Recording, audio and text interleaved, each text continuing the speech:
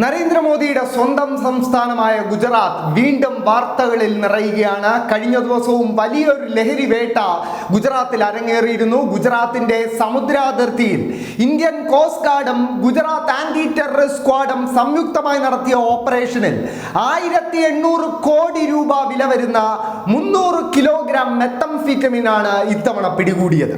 രാജ്യത്തെ മാത്രമല്ല അന്താരാഷ്ട്ര ലഹരിക്കടത്തിന്റെ തന്നെ ഒരു കേന്ദ്രമായി ഗുജറാത്തിലെ തുറമുഖങ്ങളും മാറുന്നുണ്ടോ എന്ന സംശയം ബലപ്പെടുത്തുന്നതാണ് ഈ വാർത്തകളെന്ന് പറയേണ്ടിയിരിക്കുന്നു. അതേസമയം ഗുജറാത്തിലെ തുറമുഖങ്ങളുമായി ബന്ധപ്പെട്ട് ഈ തുറമുഖങ്ങൾ വഴി നടക്കുന്ന ലഹരിക്കടത്തുമായി ബന്ധപ്പെട്ട് രാഹുൽ ഗാന്ധി പാർലമെന്റിന്റെ ലോക്സഭയിൽ ചോദിച്ച ഒരു ചോദ്യത്തിന് കേന്ദ്ര സർക്കാർ നൽകിയ ഒരു മറുപടി ഇപ്പോൾ സമൂഹ മാധ്യമങ്ങളിൽ വലിയ ചർച്ചയായിക്കൊണ്ടിരിക്കുകയാണ്. ഈ മറുപടിയിൽ കേന്ദ്ര സർക്കാർ തന്നെ സമ്മതിക്കുന്നത് 6300 കോടി രൂപയുടെ ലഹരിവേട്ട ഗുജറാത്തിലെ മുന്ദ്ര തുറമുഖം എന്ന അദാനിയുടെ പ്രൈവറ്റ് ഓണർഷിപ്പിലുള്ള തുറമുഖത്തിൽ മാത്രം നടന്നു 2020 മുതൽ 2024 വരെ എന്നാണ്.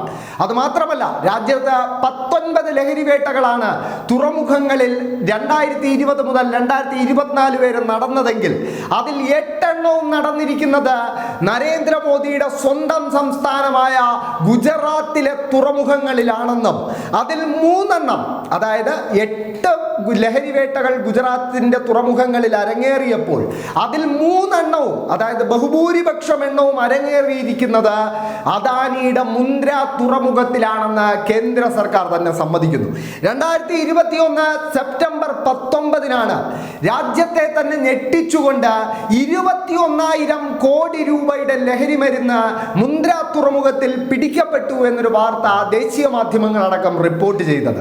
ആ വാർത്തയ്ക്ക് വലിയ പ്രാധാന്യമൊന്നും ഒരു മാധ്യമത്തിനും ലഭിച്ചില്ല എന്ന് പറയേണ്ടിയിരിക്കുന്നു. അന്ന് 21,000 കോടി രൂപയുടെ ലഹരി മരുന്ന് പിടികൂടി എന്നായിരുന്നു മാധ്യമങ്ങൾ റിപ്പോർട്ട് ചെയ്തതെങ്കിൽ ഈ കേന്ദ്ര സർക്കാരിന്റെ കണക്കിൽ അന്ന് 19/9/2021 മുന്ദ്ര തുറമുഖത്തിൽ പിടികൂടിയത് വെറും 5,976 കോടി രൂപയുടെ 2,988 കിലോ ഹെറോയിൻ മാത്രമാണെന്ന് കേന്ദ്ര സർക്കാർ സാക്ഷ്യപ്പെടുത്തുന്നു. അതായത് എങ്ങനെയാണ് മാധ്യമങ്ങൾ 21,000 കോടി രൂപയുടെ ലഹരി മരുന്ന് പിടികൂടി എന്ന് പറഞ്ഞ ഒരു കേസിൽ കേന്ദ്രം വെറും 6,000-ൽ താഴെ കോടി രൂപയുടെ ലഹരി മരുന്ന് മാത്രമാണ് പിടികൂടിയത് എന്ന് കണക്ക് നൽകുക എന്നൊരു ചോദ്യം ഇവിടെ ഉയരുന്നുണ്ട്.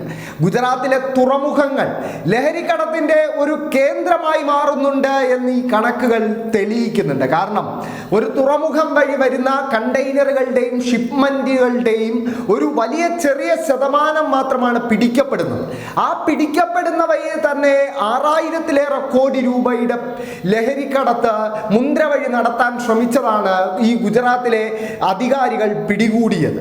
അപ്പോൾ പിടികൂടപ്പെടാതെ ഈ ചെക്കിങ്ങുകൾ മറികടന്ന് പുറത്തെത്തുന്നത് എത്രയധികം കോടികളുടെ ലഹരി മരുന്നാണ് എന്നൊരു ചോദ്യം ഉയരുന്നുണ്ട്. ഏതാനും നാളുകൾക്ക് മുമ്പാണ് US ഇന്റലിജൻസ് കമ്മ്യൂണിറ്റി ചൈനയും ഇന്ത്യയും അന്താരാഷ്ട്ര ലഹരിക്കടത്തിന്റെ, പ്രത്യേകിച്ച് ഫെന്റനൈൽ ലഹരിക്കടത്തിന്റെ കേന്ദ്രങ്ങളായി മാറുന്നു എന്നൊരു ആക്ഷേപം ഉന്നയിച്ച് രംഗത്ത് വന്നത്. ആ ആക്ഷേപങ്ങളെ എല്ലാം സാധൂകരിക്കുന്ന കേന്ദ്ര സർക്കാരിന്റെ തന്നെ കണക്കുകളാണ് ഈ രാഹുൽ ഗാന്ധിക്ക് നൽകിയ പാർലമെന്റ് മറുപടിയിൽ നൽകിയിരിക്കുന്നത് എന്ന് പറയേണ്ടിയിരിക്കുന്നു. 2021 മാത്രമല്ല 2022 2 ലഹരി വേട്ടകൾ മുന്ദ്ര തുറമുഖത്തിൽ അരങ്ങേറിയിട്ടുണ്ട്. 260 കോടിയുടെയും 150 കോടിയുടെയും ലഹരി മരുന്നുകളായിരുന്നു അന്നും പിടിക്കപ്പെട്ടത്. എന്നാൽ എങ്ങനെയാണ് ഈ ലഹരിയിലെ അളവ്, അതായത് മാധ്യമങ്ങൾ അന്ന് 21,000 കോടി രൂപ എന്ന് റിപ്പോർട്ട് ചെയ്ത കണക്ക് 6,000-ൽ താഴെയായി ചുരുങ്ങിയത് എന്നൊരു ചോദ്യം വരുന്നുണ്ട്.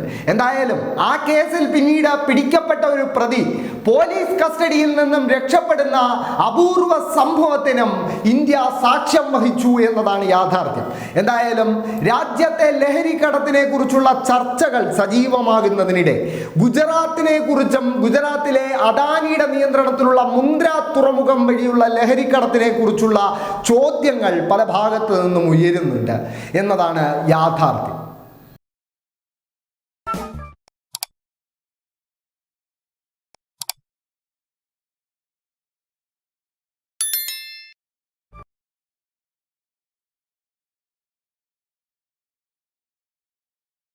you.